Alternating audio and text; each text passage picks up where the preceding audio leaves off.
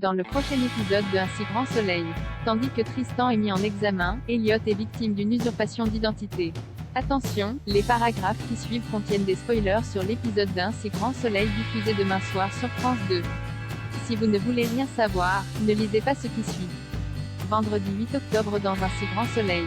Tristan est mis en examen. Hugo, le médecin légiste, apprend à Manu qu'il a relevé des traces de l'ADN de Tristan sur le corps de Laurent Viel et inversement. Malheureusement, ces éléments sont insuffisants pour inculper Tristan Chapuis.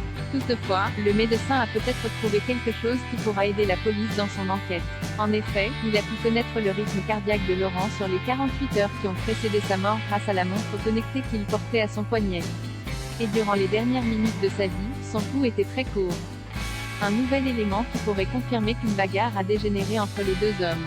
De retour au commissariat, Manu, Yann et Baker font le point sur l'enquête. Tandis que les analyses ADN ne peuvent rien établir de concret, la perquisition au domicile de Tristan n'a rien donné non plus si ce n'est d'apprendre que le directeur de l'opéra discutait avec de nombreuses femmes. La victime étant décédée à 10h34 précisément, les policiers demeurent convaincus que Tristan aurait pu commettre le meurtre avant de se rendre à son rendez-vous. Sans attendre, le capitaine Léonie interroge Tristan en présence de son avocat, Maître Levar. Même si le directeur de l'opéra maintient qu'il a quitté son lieu de travail à 10h15 en précisant qu'il n'aime pas être en retard, Manu peine à le croire. En raison des éléments dont elle dispose, Cécile informe plus tard Tristan de sa mise en examen pour homicide. Maître Levar tente bien de faire valoir que son client est une personne respectée dans son milieu et qu'une condamnation à tort pourrait avoir de graves conséquences sur sa réputation, mais Cécile se montre ferme. Et d'ajouter que son travail est d'établir les faits, non de gérer la réputation des justiciables. Malgré les preuves à son encontre, Tristan échappe cependant à la détention provisoire.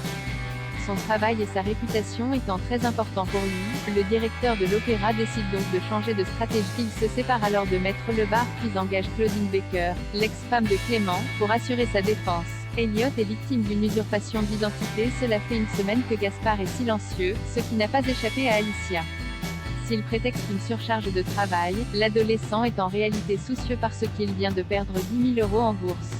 Afin de récupérer de l'argent pour pouvoir miser à nouveau, le jeune homme essaie de vendre un casque connecté à Kira mais sans succès. Pendant ce temps, Elliot fait part à son patron de son désir d'évoluer au sein de l'entreprise. Cependant, ce dernier n'a pas de besoin particulier en ce moment mais promet de le rappeler le jour où il aura besoin de renforcer ses équipes. Pour mener sa mission à bien avec le procureur, Elliot va devoir redoubler d'efforts pour gagner la confiance de son employeur. Plus tard, Elliot passe à la banque pour retirer de l'argent mais sa carte est avalée. En effet, il est interdit bancaire en raison d'un incident qui s'est produit sur un autre de ses comptes. Comme il n'en a pas d'autre à son nom, Elliot comprend rapidement qu'il a été victime d'une usurpation d'identité. Il se rend donc immédiatement au commissariat pour faire une déposition. Sur place, Baker décide de s'occuper personnellement de l'affaire et semble bien déterminé à prendre tout son temps.